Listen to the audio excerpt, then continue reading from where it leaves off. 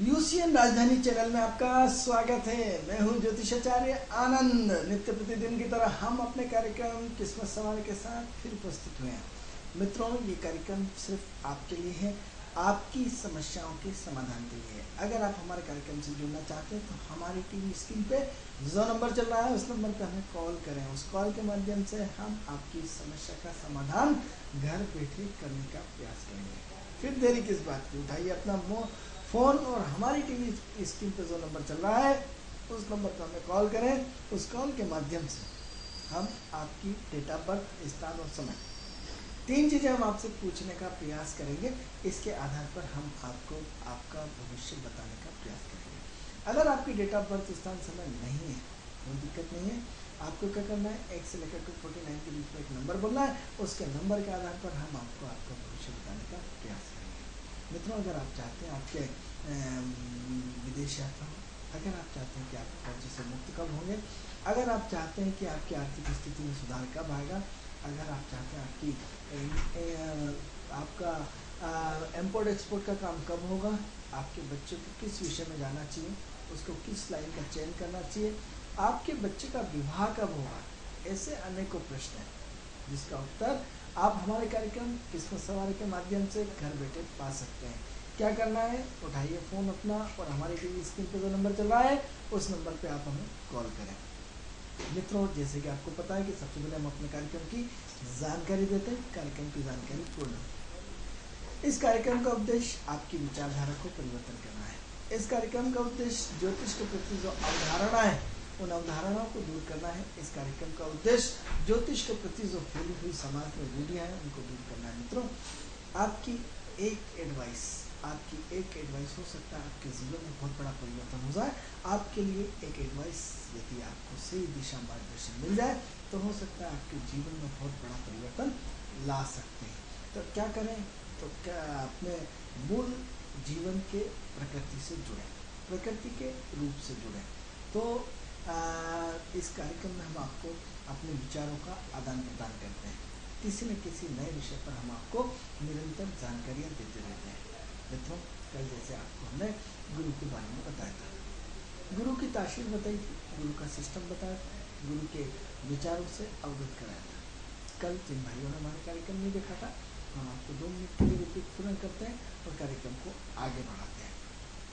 मित्रों, गुरु जो है वो सिद्धांत है, गुरु जो है वो आदर्श है, गुरु जो है वो डिसिप्लिन है, गुरु जो है वो अनुशासन है। अब प्रश्न ये उठता है कि यदि कुंडली में गुरु की पोजीशन अच्छी नहीं है तो आपके जीवन में आपको उस सफलता का सोपान नहीं करना। यदि आपकी कुंडली में गुरु की पोजीशन अच्छी है तो निश्चित रूप से आपके जीवन में सफलता आपको मिलती हुई चली जाएगी। पता कैसे लगाएं, हमने आपको कल भी समझाया था कि यदि आप सिद्धांतिक हैं, यदि आप व्यवहार कुशल है, यदि आप दयावान हैं, यदि आप कर्तव्यनिष्ठ हैं, यदि आप अपना नहीं किसी का बच्चा हो, छोटे छोटे बच्चों से प्रेम करते हैं, यदि आप किसी को सम्मान देते हैं, इसका मतलब गुरु आपका बहुत अच्छा है। और यदि आप किसी का अपमान करते हैं, अपने इष्ट मित्रों का, अपने बड़ों का सम्मान नहीं करते हैं, अपने मिलने जुलने वालों से आपके संबंध अच्छे नहीं है, या फिर आप अपने अहंकार में चूर हैं, आप अपने आत्मीयता से संबंध नहीं रखते, यदि आप अपने परिवार से आत्मीयता से संबंध अच्छे नहीं है, आपके अड़ोसी पड़ोसी से संबंध अच्छे नहीं है, तो निश्चित रूप से आप यदि स्वार्थी आदमी तो आपका गुरु बहुत डिस्टर्ब है। अब मित्रों, जितना आप ये देखते हैं कि यदि जितनी आप ऊंचाइयों को छूना चाहते हैं, आप क्या करते हैं, आप जितना बड़ा अवसर होता है, जितनी बड़ा पद पहुँचते जाते हैं उतना ही विनय होते जाते हैं। ऐसा 80% देखने को मिला है। 20% के बारे में मैं नहीं कहता, क्योंकि कई लोगों की तासीर हम बदल नहीं सकते। जो खराब लोग खराब ही रहते हैं, जीवन भर खराब रहते हैं, जिसको अगले जन्म में उन्हें पाप का भागीदारी बनना पड़ता है। लेकिन 80% जितना आदमी ऊपर चढ़ता जाता है उतना विनम्र होता जाता है, उतने उसके अनुभव बदलते जाते हैं, उसका गुरु ठीक होना शुरू हो जाता है। आप देखिए ना, आप जितने से बड़ा अवसर होगा, आप जाएंगे 2 शब्दों में बात करेगा, आपका काम कर देगा, CM PM मंत्री समझे, हाँ भाई बोलो क्या समस्या है, अच्छा ये ठीक है। आदमी खुशी हो जाता है, इतना खुशी में उसे जाता है, देखो इसके नीचे वाली लाइन कितनी 30 साल छोटा 2 करोड़ का बाबू, तो उसने मुझे इतना बदतमीज और जलील किया, मेरी फाइल फेंक दी। तो इतना बड़ा ऑफिसर उसने 2 मिनट में, तो विनर में इसीलिए क्या है मतलब आप फल देखिए, फल क्या होता है, पपीते का फल, आम का फल कितना वजनदार होता है, क्या होता है नीचे की तरफ झुकता है। तो जब आपके अंदर विनम्रता आ जाती है, आपके अंदर सहजता आ जाती है, आपके अंदर सरलता आती है, आपके अंदर आत्मीयता आ जाती है, जिस दिन आप सबको अपने एक ही चश्मे से देखते हैं, एक चश्मा मतलब अनुपालन, आपके लिए राम सिंह भी बराबर है, श्याम सिंह भी बराबर है, जितनी भी सहेलियाँ आपकी सब बराबर है, आपकी जितना रिस्पॉन्स आपने राम सिंह को दिया उतना ही रिस्पॉन्स आपने श्याम सिंह को दिया, उतना ही रिस्पॉन्स आपने दूसरे को दिया। आपके लिए 10 दोस्त हैं, 10 की समान है, कोई खास नहीं, जो मिल जाए वही खास है। यदि इस तरह की प्रवृत्ति कई लोग को आता नहीं, यार ये चलेगा उसके बाद बात करेंगे, कई लोग बहुत बेकार लोग होते हैं। तो यदि आप उनके घर चले गए तो उनके रिश्तेदार बैठे और आपने बुलाया और आपके जाने के बाद उनको नाश्ता देंगे, आपको देंगे, चाहे से आपको भगा देंगे, यानी उनका गुरु पूरी तरह डिस्टर्ब, यानी खाने वक्त में साथ चलेगा राम खाना और तो क्या होता है उनका गुरु, अरे कितना खाता वही कोई खाता वही नहीं खाता, यदि आपने इसको भी देखा तो आपके अंदर नहीं होता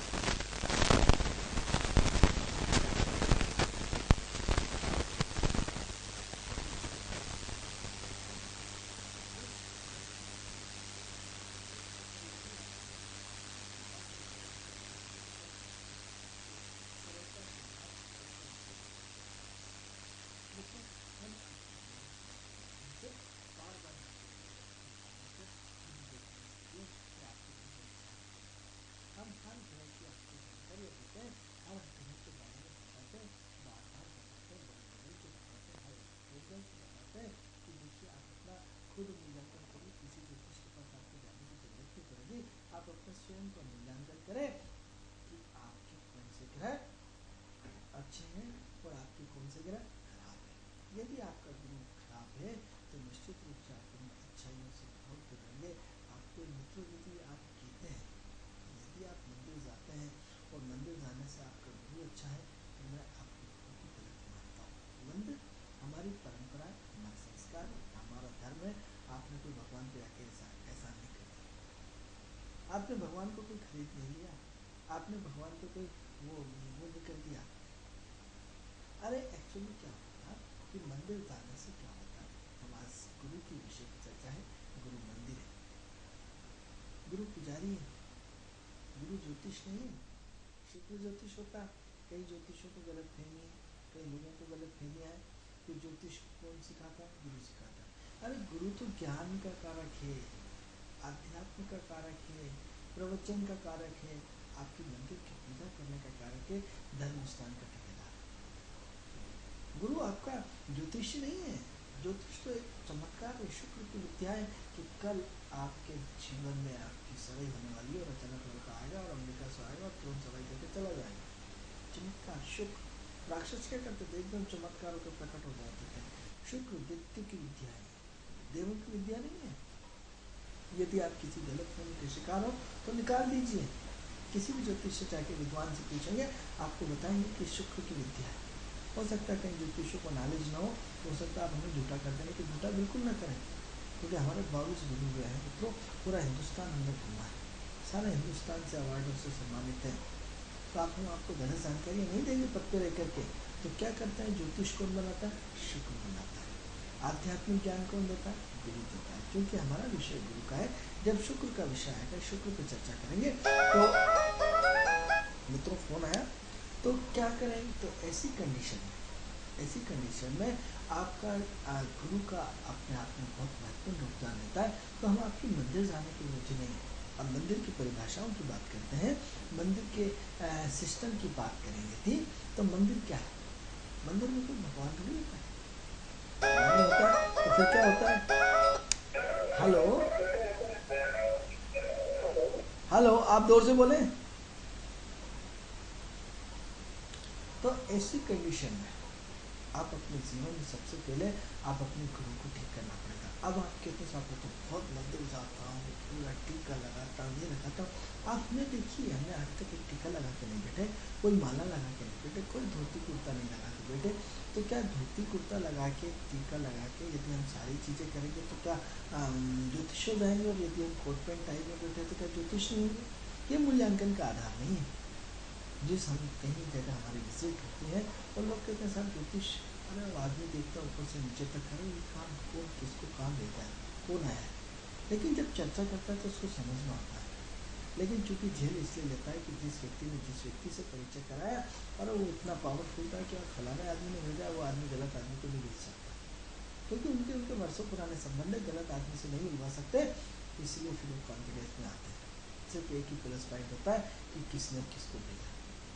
तो ऐसी कंडीशन में आप हमारे चेहरे पर मत जाइए, सिद्धांत पर जाइए। सिद्धांत और नीति और धर्म क्या कहता है? तो प्रश्न ये उठता है मित्रों कि हम आपको एस्ट्रोलॉजी एक ऐसे नए रूप में देना चाहते हैं, ज्योतिष ऐसे नए रूप में देना चाहते हैं जो प्रकृति से पैदा हुई है, जो प्रकृति के मूल तत्व पे आई है। प्रकृति का मूल सिद्धांत जो है, हमें वहाँ वापस लौटना पड़ेगा। मित्रों, अभी हम एक उदयपुर सेमिनार में गए थे। जो चीज़ें हमने कई बार आपसे बोली कि जो सूत्र हम जो बीज हम बो रहे हैं, आज एक आनंद रंजन बोल रहा है, कल ढेर सारे लोग बोलेंगे। मित्रों, हम सेमिनार में वो सारी चीज़ें देखने को मिली जिसको हम आपके हमारे यूसीएन राजधानी चैनल के माध्यम से आपको कई बार बोलते हैं कि मनुष्य मूलतः आदर्शवादी है, उसे आदर्श में लौटना पड़ेगा, उसे मूल सिद्धांतों में लौटना पड़ेगा। कई ज्योतिषों की भाषा में देखने को मिली। एटीट्यूड बदल दो, आपकी व्यवहार बदल दो, आपके ग्रह बदल जाएंगे।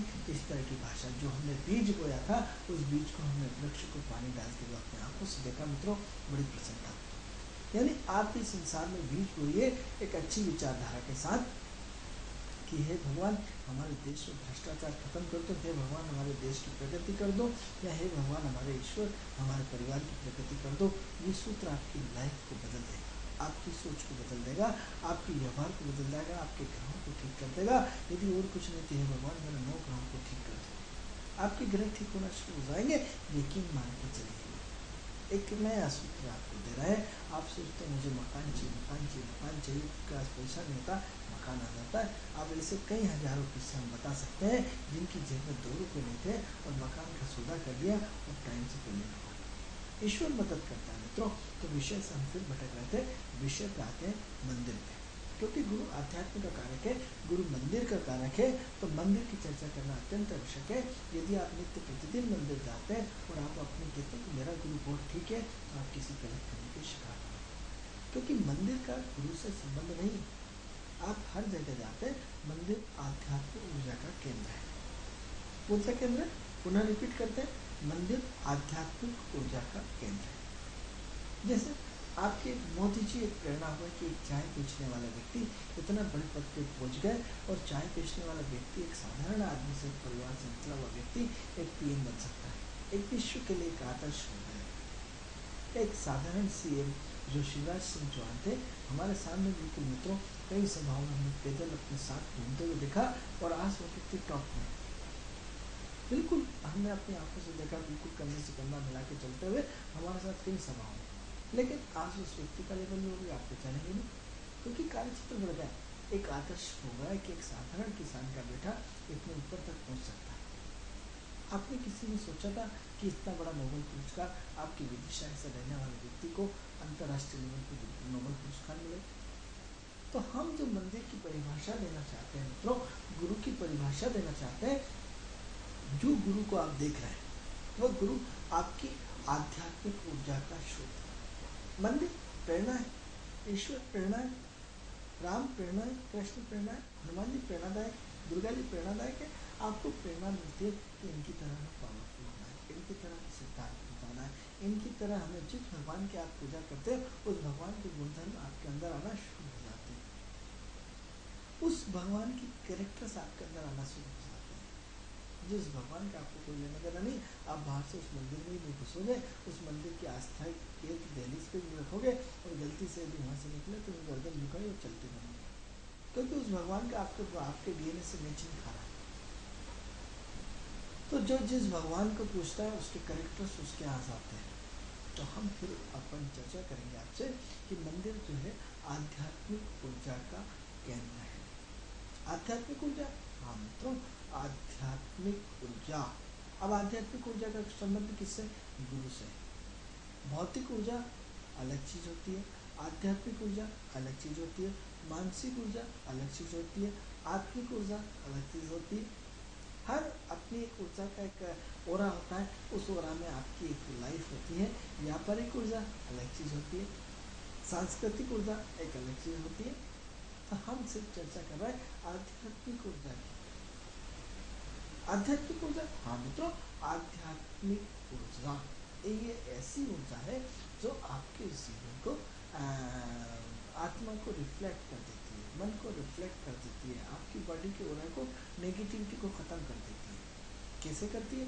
देखिए मित्रों, क्या होता है कि जहाँ भी मंदिर बनता है, अब बहुत स्पष्ट शब्दों में, तो कुछ मूर्तियाँ बहुत जागृत होती हैं, इतनी जागृत होती है कि वहाँ किसी ऋषि की तपो स्थली होती है, किसी बहुत बड़े ऋषि की देह कबीर, तुलसी, वेदास या जो सप्त ऋषि है, इस टाइप से जो भी ब्रह्मांड, एक्चुअली ब्रह्मांड में जितने भी संत हैं, किसी न किसी ऋषि की उसमें तपोभूमि होती है। उसमें तप क्या होता है, अब लाखों करोड़ों साल हो गए, प्रकृति परिवर्तन होता है, हमें नहीं मालूम कि ये विश्वामित्र की तपोस्थली है, ये फलाने ऋषि की तपोभूमि है, ये श्रृंगार ऋषि की तपोभूमि है, किसी न किसी ऋषि की तपोस्थली होती है, वहाँ मंदिर का निर्माण होता है।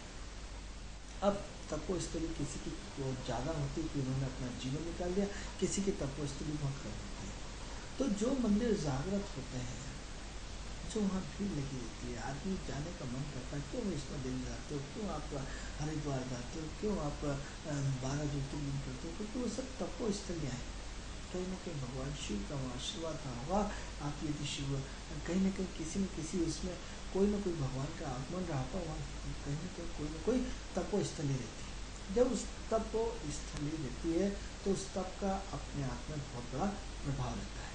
अब जब उस तप का अपने आप में बहुत बड़ा प्रभाव रहता है, वो तप की ऊर्जा इतनी ज़्यादा आती है कि उस ओरा में, जैसे आप अभी सीएम की ओरा में आइए, आपका ओरा देखने लायक होगा, किसी विद्वान की ओरा में जाइए, आपका ओरा देखने लायक होगा, किसी सत्संगी की ओरा में जाइए, आपका ओरा देखने लायक। आप किसी विद्वान, मतलब जिस लोगों की, आप अमिताभ बच्चन की ओरा में जाइए, मनोरंजन की दुनिया में आपका ओरा अलग रहेगा। आपकी ओरा अपने आप में बहुत मायने रखती है। तो हम आध्यात्मिक ऊर्जा की बात कर रहे हैं, विषय से फिर भटक जाएंगे।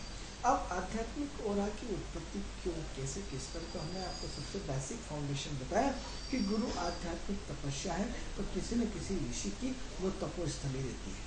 अब उस तपोस्थली रहती है, उसका तप इतना ज़्यादा होता है कि वो स्थान जागृत हो जाता है। एक बात। दूसरी बात मित्रों, घंटी पवित्रता है। एक टन जैसे घंटी बजती है। अब तो रेलवे स्टेशनों में घंटी बजना बंद हो गई मित्रों। पहले घंटी बजती थी 5 घंटे, फिर 4 घंटे, फिर 3 घंटे, 2 घंटे, और फिर लास्ट में 1 घंटी बजती थी। बड़ा घंटा घर होता था और वो फिर ट्रेन आ जाती थी। हमने वो आंखों से देखी मित्रों। हमारे चेहरे पर उम्र पर मत जाइए, और हमने वो सारी चीज़ें आंखों से देखी मित्रों।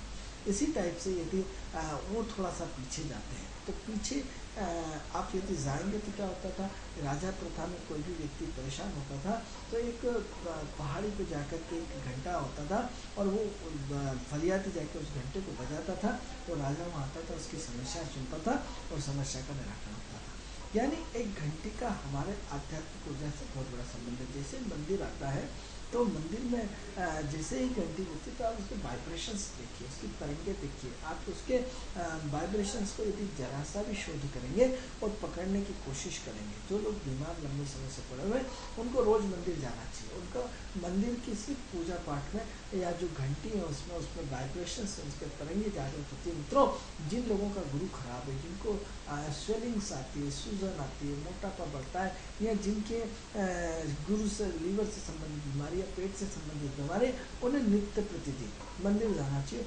और मंदिर के जो घंटी वाले वाइब्रेशंस हैं उनको लेना चाहिए, उस ओरा में आना चाहिए, उस ओरा की परिधि में आना चाहिए। उस ओरा के संस्करण में जब आएंगे आप 15 मिनट की जो टिंग टिंग टिंग टिंग, तो आप हार्ड और उसका एक वाइब्रेशन आप अपने आप को शून्य और दिमाग को शून्य करके जब बैठेंगे तो आपके अंदर वो वाइब्रेशंस पैदा होते हैं, वो तरंगी पैदा होती है, वो एक सेल्स जागृत होते हैं जो सुसुप्त अवस्था में आपको यही नहीं मालूम कि आपके कितने सारे सेल्स सुसुप्त अवस्था में पड़े हैं जिनको आपने आज तक जागृत ही नहीं किया, जिनको हाथ ही नहीं लगाया। कई डब्बे ऐसे होते हैं घर के जिनको हम हाथ, अरे मैं तो इसमें तो हमारा सामान रखा था, इसमें जीरा जबरदस्ती मंगा लिया, कोने में रखा था।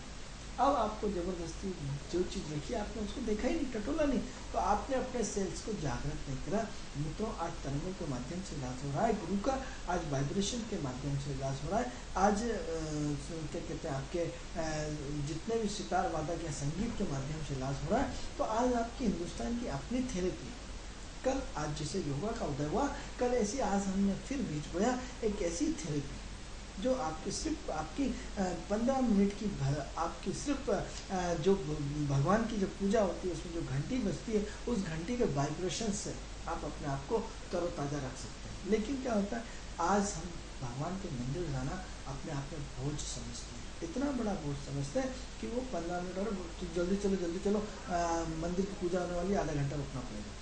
वो आधा घंटा आपकी ब्रेन को पूरा वॉश कर जाता है। मित्रों, वो आधा घंटा आपके सेल्स को जागृत कर जाता है। वो आधा घंटा यदि वैज्ञानिक लोग यदि सुनते हैं या अपना कह सकते हैं जो आपके हार्ट की बीमारियाँ हैं, जो हार्ट के वाइब्रेशन से उसकी जो नलियाँ चौक हो जाती है, इस वाइब्रेशन से खुलना शुरू हो जाती है। आप यकीन मान के चलिए हम आपसे छुट्टी मिल रहे हैं, यकीन मान के चलिए कि उस वाइब्रेशन से इतना बड़ा प्रभाव पड़ता है। लेकिन हम तो हमारे बच्चों को न तो मंदिर भेजना चाहते हैं, न खुद जाना चाहते हैं। सिर्फ हमारी व्यवस्था और मजबूरी जब परेशान होती है तब हम उस 15 मिनट वाइब्रेशंस में उस 15 मिनट फिर हम इसी चर्चा को आगे बढ़ाते हैं। जो वहाँ का ओरा है, सबसे पहले हमने आपको क्या बताया कि मंदिर में आप पूजा में 15 से 20 मिनट भाग लीजिए, आपका गुरु ठीक हो जाएगा।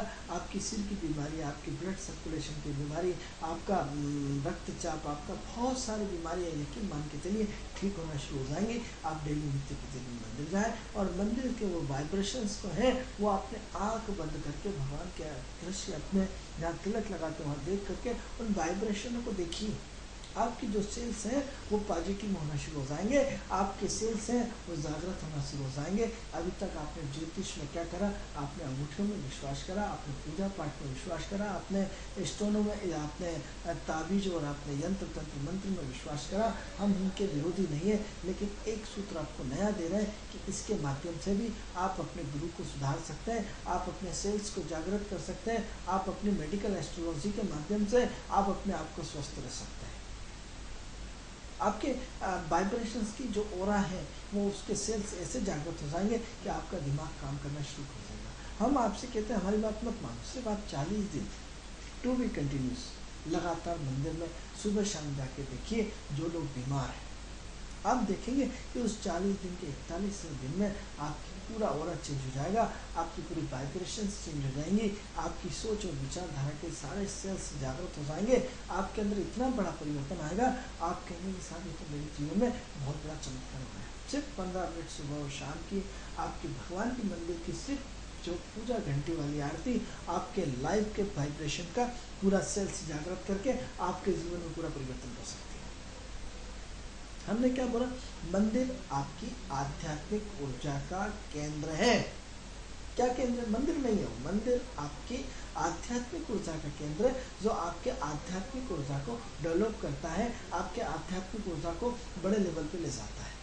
अब प्रश्न ये उठता है कि इस आध्यात्मिक ऊर्जा को यकीन मान के चलिए, आप अपना ओरा चेक करा लीजिए। आज तो बड़ी बड़ी मशीनें आती हैं, आप अपना वजन चेक करा लीजिए, आप अपना तनाव चेक करा लीजिए, आप अपनी शुगर चेक करा लीजिए, आप अपना ब्लड प्रेशर चेक करा लीजिए, और 40 दिन लगातार जाने के बाद फिर चेक कराइए। आप देखिए जमीन आसमान का अंतर मिलेगा, आपके वाइब्रेशंस पूरे चेंज हो जाएंगे।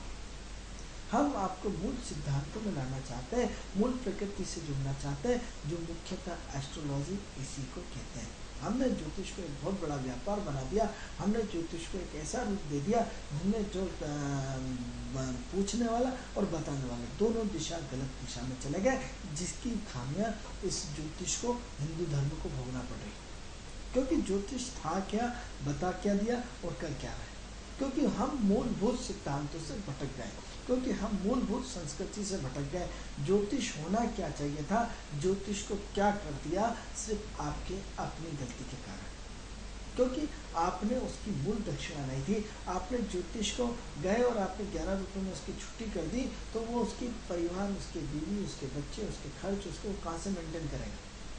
कहीं ना कहीं किसी गलत चीज़ का सहारा लेगा और निश्चित रूप से आपको ठगेगा।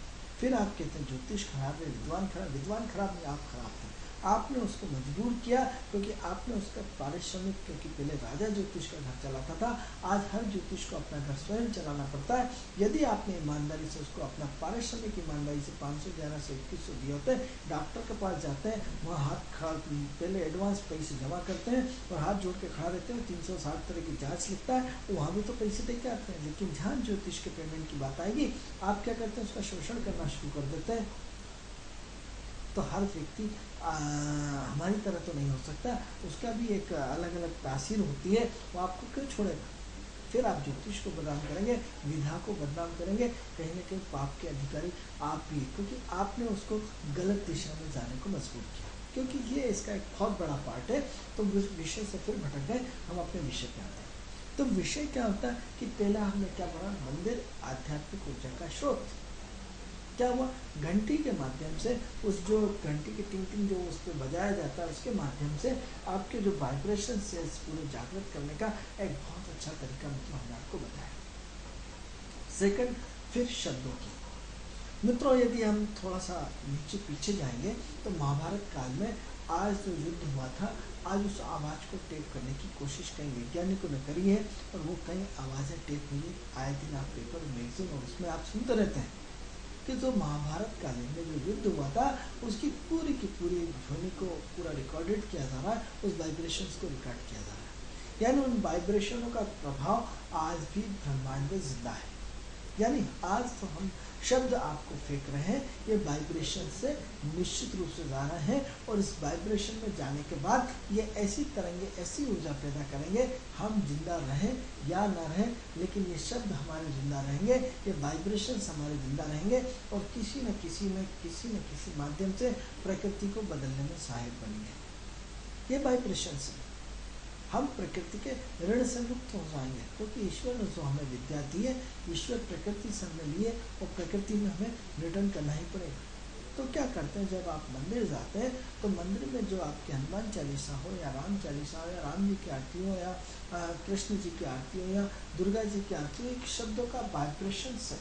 उन शब्दों को लगातार रोज क्या करते हैं, रोज नहाते हैं, क्या करते हैं, रोज ब्रश करते हैं, क्या करते हैं, रोज लेटिंग जाते हैं, क्या करते हैं, रोज कपड़े पहनते हैं, क्या करते हैं, रोज खाना खाते हैं। अब अपनी निरंजन तो एक क्या होता है, वाइब्रेशन होता है, जो उन शब्दों को एक सुनियोजित करके आरती बनाई या एक हनुमान चालीसा बना दी, अतुलित बलदामा या जय हनुमान ज्ञान गुण सागर। यानी क्या हुआ, ऐसे शब्दों का संयोजन जो आपकी ऊर्जा को ऐसे रूप में जागृत करवाता है, जो आपके सेल्स को जागृत करता है। और उस वाइब्रेशंस की क्या होता है, एक सीमा होती है ना, कि साहब ये तो 100 सीसी का इंजन है, 150 सीसी का इंजन है, तो वो वाइब्रेशन की कितनी क्षमता है, उन शब्दों की कितनी क्षमता है, उन शब्दों का वाइब्रेशन उस जिसे हम आध्यात्मिक ऊर्जा कह रहे हैं, उसके इर्द गिर्द घूमते रहते हैं। क्योंकि वहाँ जिस दिन से भगवान की स्थापना हुई, दुर्गा जी की, हनुमान जी की, उसी दिन से नित्य प्रतिदिन आरती हो रही है, नित्य प्रतिदिन हनुमान चालीसा, गायत्री चालीसा या जो भी चालीसा, शिव चालीसा, जो भी मंदिर है उसका ओम नमः शिवाय, ओम नमः शिवाय। तो वो क्या, वो वाइब्रेशंस इतने ज़्यादा हो गए कि वो नेगेटिव ऊर्जा को खत्म कर देता है। आपने देखा होगा कि 24 घंटे महाकाल में जाइए या कहीं भी जाइए, किसी ओम नमः शिवाय, ओम नमः शिवाय, तो 24 घंटे एक वाइब्रेशन चलते रहते हैं।